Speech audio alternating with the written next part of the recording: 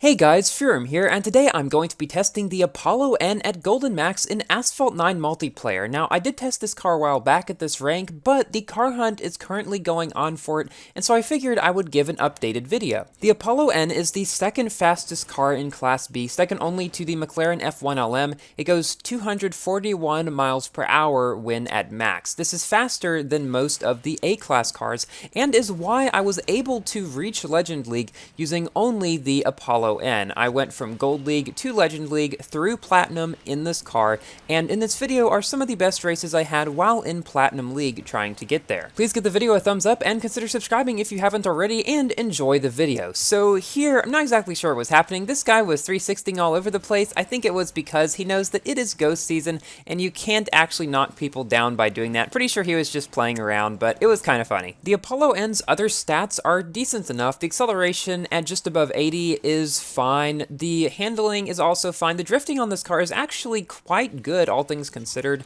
I would consider its weakest point to probably be its nitro. You see, at max, its nitro is rather average, not too long, not too short. However, if you have this car at lower stars, its nitro will definitely be one of its biggest detriments, and probably why at lower stars, this car is not as reliable for multiplayer. But if you have it at max, it's actually pretty good, as you can see throughout this video. It has a very good combination of being fast, but also being able to keep its speed fairly well, having a pretty good drifting radius. It's one of the more underrated cars for multiplayer, I would say, so if you get this car through the car hunt and star it up to at least, I'd say 3 or 4 stars, it's probably going to do at least decently, and if you get it max, yes, you can reach Legend League in it. In the second race, we're on Nevada, facing 2 completely maxed out Pagani Huayras 4272, as well as 3 VLFs and an Aventador J. I have not quite 6-starred my Huayra yet, currently sitting at 25 out of 45 blueprints, but I did 6-star my 570S recently, as I was a bit closer on that. So now I have 4 cars in the game at 6 stars instead of just 3 like I had for a long time. Definitely hoping for the Huayra to be the 5th one. So here, I was going to take a little bit of a different route to go over to the left and then go on this way so I don't have to be on the rough terrain so much. It didn't work quite as well as I expected because I was just trying that for the first time, never done it before, so messed up a little bit through there, but I did know that I was faster than the Huayra, so I was hoping that through this section and with a lot of momentum in the air, I was going to be able to pass him.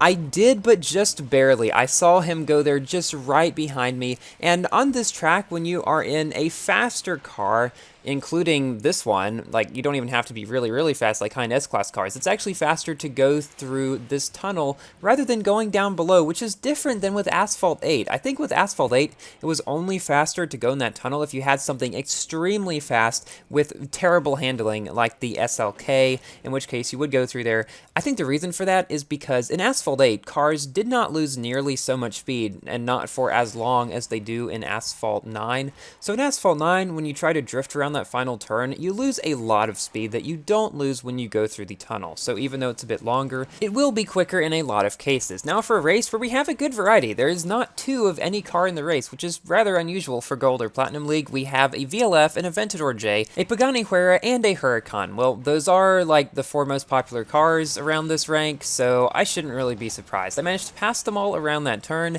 and then the VLF, though, comes up to me, tries to pass me, is not quite able to. See, that's the good thing about the Apollo N. I'm actually faster than the VLF, and literally every other car in this race. I'm faster than the VLF by 2 miles per hour, I believe, maybe 1 if you have the VLF at completely max golden. But still, I'm faster. I mean, the only cars in Class A that are faster than the Apollo N would be the 570S, the Valhalla, perhaps the Onyx, and of course the GT by Citroën, which currently has a max free try multiplayer season that I definitely plan to make a video out of. However, school has started for me, so the number of videos I'm uploading may slow down a bit, still going to try to keep it up as much as I can though. In this race, we're up against a couple of Aventador Js, a couple of VLFs, and it's actually a full 8-player race, which is not something that you will find very often, if at all, in Legend League. You see, ever since Gameloft removed the rewards for getting to the different leagues, which yes, was on purpose by the way, I've had a lot of people message me and ask where they went, GameLoft said that they basically implemented them into the milestone rewards. However, the milestone rewards themselves have become increasingly difficult to get, with you having to get a crazy amount of points to be able to get some of the higher level ones. So there has been a petition created that's been going around about this, basically asking GameLoft to revert the milestones back to what they were before, with you not having to get so many points. The petition has now closed with over 2,000 signatures, which to my knowledge is the biggest one that's ever been for Asphalt 9.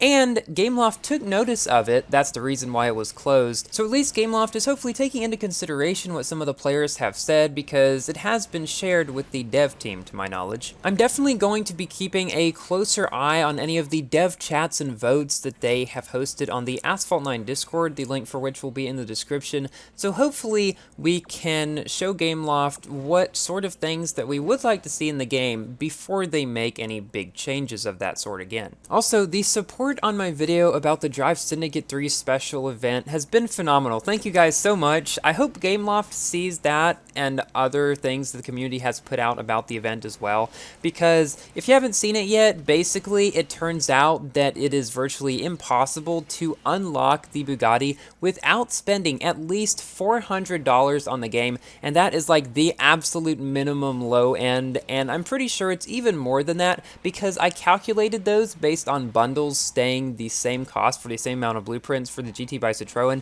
They don't, they get more expensive, so it's probably more like 500 or more. And then having to spend way over 2,000 to max star the Bugatti, and then RPM Fraud told me that to buy all the epics in order to gold the car would be another, and get this, $5,000 worth of Syndicate coins just to get the epics.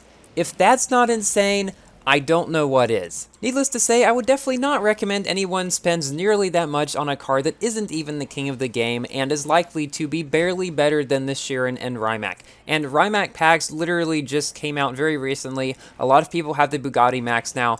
There's no reason to spend money to get the La Voiture Noir. You would even have to spend about $40 just to unlock the GT by Citroen. Now, that actually makes a little bit more sense to me, considering it is the new fastest car in Class A by like 8 miles per hour. It goes 251, which is a lot faster than anything else we've seen in Class A. Still, it's not the king, and you can only even get to that when you have the car maxed, mind you. If you spend that $40 to unlock the car, you're only getting it at 1 star, where it's not going to be nearly that good. So definitely keep that in mind, and just be wise with how you spend your money. So in this race, we're facing 2 Huracans, as well as a Huera BC.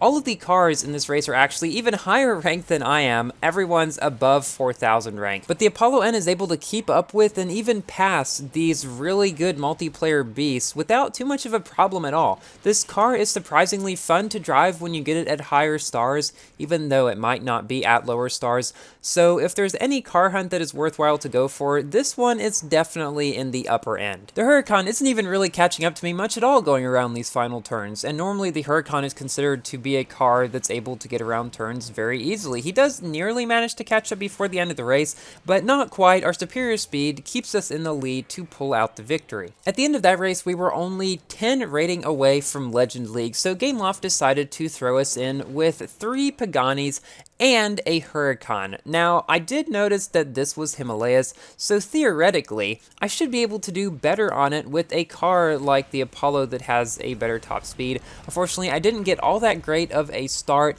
but again, remember, I have the speed advantage here, and even on this variant of Himalayas, which isn't particularly speed-oriented, there's still plenty of sections that have the capability to reach your top speed and stay there, and so I was able to get ahead of all the Hueras except one, who I proceed to ghost in for a lot of the rest of the race. This was quite a close one for a while. I really enjoy Ghost Season because you don't have to worry about knockdowns and stuff like that. It's a lot more skill-based overall, I feel. I have 4-starred my Yesco through the most recent packs that came out. I actually got above average luck in those. I was pretty pleased with it. So I'll definitely be testing that in this season since I got to Legend League with this car. Ghost Season is quite good for those high-end top speed cars because you don't have to worry about bumping into people when you're trying to pass them. So for a short general review of this car, it's fast, it's fun, it's one of the better B-class cars, so definitely a good one to go for in the car hunt. Thank you all for watching. Please like the video if you have enjoyed, and consider subscribing for more Asphalt and other games content, and I will see you in my next video. Goodbye!